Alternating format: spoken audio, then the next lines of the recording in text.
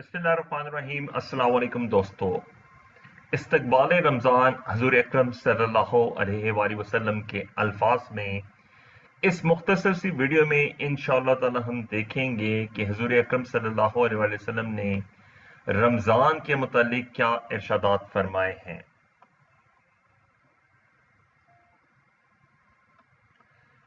जैसा कि आपको मालूम है कि बहुत जल्द नेकियों का मौसम बहार माह रमज़ानुल मुबारक हम पर साया फिगन होने वाला है। अल्लाह की रहमतों और इनायतों वाला महीना जलवागर होगा। इबादात और इताअत का नूरानी माहौल छाएगा। रमज़ानुल मुबारक मेहमान बनकर आता है और इसका इकराम करने वाले और कदरदानी करने वालों को इनामत इलाही से नवाज कर जाता है। इसलिए इस महीने की आमद का इंतजार हर मुसलमान को रहता है और जिसकी आमद से हर एक को बेपनाह खुशी और मुसर्रत होती है और मुमकिन भर इसकी कदरदानी की फिक्र लाहक होती है। इस महीने का इंतजार नबी करीम सल्लल्लाहु अलैहि वसल्लम को भी रहता था और आप रजब के महीने से अपनी दुआ में इसका इजाफा फरमाते थे।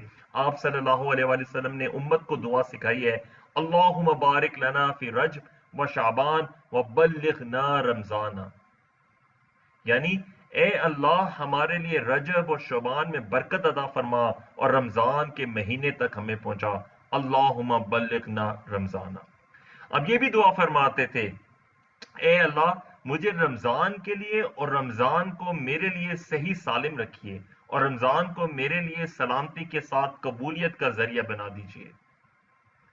हजूर अकरम सल्लल्लाहु अलैहि वसल्लम का एक खुतबा है। हजरत सलमान फारसी रवायत करते हैं कि शौबान की आखिरी तारीख को रसूलुल्लाह सल्लल्लाहु अलैहि वसल्लम ने खुतबा दिया और इस खुतबे में फरमाया, ए लोगो तुम पर एक अजमत और बरकत वाला महीना साया फिगन हो रहा है। इस महीने में एक रात है शब कदर जो 1000 महीनों से बेहतर है। इस महीने के रोजे अल्लाह ने फर्ज किए हैं और इसकी रातों में कयाम तरावी को गैर फर्ज किया। जो शख्स इस मुबारक महीने में अल्लाह की रजा और उसका कुर्ब हासिल करने के लिए कोई गैर फर्ज इबादत करेगा तो इसका सवाब दूसरे जमाने की फर्ज नेकी के बराबर मिलेगा और इस महीने में फर्ज नेकी का सवाब दूसरे जमाने के 70 फर्जों के बराबर मिलेगा। आपने ये भी फरमाया कि रमजान का महीना सबर का महीना है और सबर का बदला जन्नत है। यह हमदर्दी गमख्वारी का महीना है और यही वो महीना है जिसमें मोमिन बंदों के रिज़्क में इजाफा कर दिया जाता है। आप सल्लल्लाहु अलैहि वसल्लम ने फरमाया, जिसने इस महीने में किसी रोजेदार को अल्लाह की रजा और सवाब हासिल करने के लिए इफ्तार कराया तो उसके लिए गुनाहों की मगफिरत और दोज़ख की आग से आजादी का जरिया होगा और इसको रोजेदार के बराबर सवाब दिया जाएगा बगैर इसके कि रोजेदार के सवाब में कमी की जाए। आप सल्लल्लाहु अलैहि वसल्लम से सहाबा ने अर्ज किया, या रसूल अल्लाह सल्लल्लाहु अलैहि वसल्लम, हम में हर एक तो इफ्तार कराने का सामान मुहैया नहीं कर सकता, गरीब लोग इस अजीम सेहबत से सवाब से महरूम रहेंगे। आप सल्लल्लाहु अलैहि वसल्लम ने जवाब दिया, अल्लाह ताला ये सवाब इस शख्स को भी देगा जो एक खजूर या दूध की थोड़ी सी लस्सी पर या सिर्फ पानी ही के एक घूंट पर किसी का रोजा इफ्तार करा दे। सुभान अल्लाह। इसके बाद आप सल्लल्लाहु अलैहि वसल्लम ने फरमाया कि इस मुबारक महीने का पहला हिस्सा रहमत है, दरमियानी हिस्सा मगफिरत है और आखिरी हिस्सा दोज़ख की आग से आजादी है। जो आदमी इस महीने में अपने गुलाम और खादिम के काम में हल्कापन और कमी कर देगा अल्लाह उसकी मगफिरत फरमा देगा और इसको दोज़ख से रिहाई और आजादी देगा। और इस महीने में 4 चीजों की कसरत रखा करो और 2 चीजें ऐसी हैं जिसके जरिए तुम अपने रब को राजी कर सकते हो और 2 चीजें ऐसी हैं जिनसे तुम कभी बेनियाज नहीं हो सकते। वो कलमा तैयबा और इस्तग़फ़ार की कसरत है और दूसरी 2 चीजें कि जन्नत का सवाल करो और दोज़ख से पनाह मांगो। और जो कोई किसी रोजेदार को पानी से सैराब करे इसको अल्लाह ताला क़यामत के दिन मेरे हौज़े कौसर से ऐसा सैराब करेगा जिसके बाद इसको कभी भी प्यास नहीं लगेगी यहां तक कि वह जन्नत में पहुंचे। अल्लाह अकबर। नबी करीम सल्लल्लाहु अलैहि वसल्लम ने और भी अपने बाज़ खुतबात में रमजान से जो कबल दिए गए आप सल्लल्लाहु अलैहि वसल्लम ने मुख्तलिफ अंदाज में रमजानुल मुबारक की अजमत को बयान किया और उसकी कदरदानी की भरपूर रग़बत दिलाई। एक मौके पे आप सल्लल्लाहु अलैहि वसल्लम ने फरमाया, तुम्हारे पास रमजान का महीना आ रहा है, बस तुम उसके लिए तैयारी करो और अपनी नीयतों को सही करो और इसका एहतराम और ताजीम करो, इसलिए कि इस महीने का एहतराम अल्लाह के नजदीक बहुत अजीम एहतराम वाली चीजों में से है। لہذا اس مہینے کی بے حرمتی مت کرو، اس لیے کہ اس مہینے میں نیکیوں اور برائیوں دونوں جزا اور سزا میں اضافہ کر دیا جاتا ہے۔ نبی کریم صلی اللہ علیہ وسلم نے اس میں احترام رمضان کی شدید ضرورت کو بیان کیا۔ ہمارے ذہنوں میں یہ بات تو ہے کہ اس میں نیکیوں کا اجر اور ثواب بڑھا دیا جاتا ہے، لیکن ہمارے ذہنوں میں یہ بات بھی رہنی چاہیے کہ اس عظیم مہینے میں اگر نافرمانی کی جائے اور شریعت کی تعلیمات کی مخالفت کی جائے تو سزا میں اضافہ بھی ہو سکتا ہے۔ نبی کریم صلی اللہ علیہ وسلم نے انسانوں کو اپنے اعمال کی فکر میں رہنے اور بے احترامی والے کاموں سے احتراز کرنے کی تاکید کی ہے۔ اب دیکھیے نبی کریم صلی اللہ علیہ وسلم نے جو خطبہ دیے اس کی چند جھلکی آپ کے سامنے ہیں۔ آپ صلی اللہ علیہ وآلہ وسلم نے در حقیقت صحابہ کرام کو استقبال رمضان کا حقیقی تصور پیش کیا اور رمضان کی نہ صرف اہمیت اور فضیلت بیان کی بلکہ حقیقی استقبال کی فکروں کو بیدار کیا اور رمضان المبارک کے لیے ہمتاً تیار رکھنے اور اس کے لیے اپنے معمولات میں ان تمام چیزوں کو داخل کرنے کی تعلیم دی جس مقصد کے لیے رمضان آتا ہے۔ عبادت تو ایک مسلمان پورا سال اپنی بساط بھر کرتا ہے، لیکن رمضان چونکہ خالصتاً عبادتوں کا موسم اور نیکیوں کا سیزن ہے، اس لیے اللہ کی جانب سے عبادتوں کے اجر و ثواب میں اضافہ اور زیادتی کی جاتی ہے۔ نوافل کو فرض کا ثواب اور فرائض کا ثواب 70 درجے بڑھا دیا جاتا ہے۔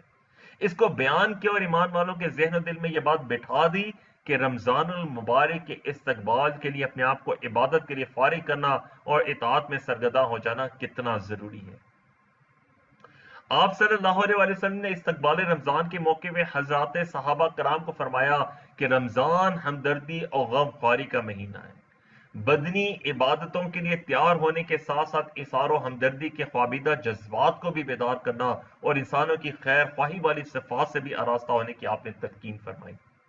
آپ صلی اللہ علیہ وسلم نے صحابہ کرام کے استفسار پہ یہ طریقہ بھی بتا دیا کہ اس عمل کو انجام دینے کے لیے کوئی لمبی چوڑی دعوت کی ضرورت نہیں ہے۔ ایک کھجور، ایک لسی یا پانی کا گھونٹ ہی کیوں نہ ہو، مسلمان اس طرح بھی نیکیاں کما سکتے ہیں، اللہ کا قرب حاصل کر سکتے ہیں، تبھی جا کے وہ رمضان المبارک کی حقیقی قدردانی کرنے والا شمار ہوگا۔ روزہ انسان کی اس سلسلے میں بہترین تربیت کرتا ہے۔ حقیقی روزے دار اثار و ہمدردی سے مزین ہوگا اور اسے سارے انسانوں کے تئیں ہمدردی پیدا ہوگی۔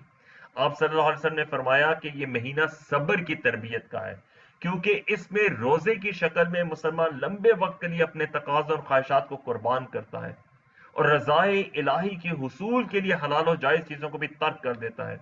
اس کے ذریعے اپنے برداشت دل کے مزاج کو حاصل کرنے کی تعلیم دی، جس کے بغیر اس عظیم عبادت کی انجام دہی دشوار ہو جاتی ہے۔ اس خطبے کے آخر میں نبی کریم صلی اللہ علیہ وسلم نے نہایت اہم چیز کی طرف توجہ دلائی اور رمضان المبارک میں اس حصول کو ضروری قرار دیا اور یہ سکھایا کہ رمضان المبارک کے بابرکت اوقات کو اور قیمتی لمحات کو ان چیزوں کی طلب اور دعا میں گزارنا چاہیے۔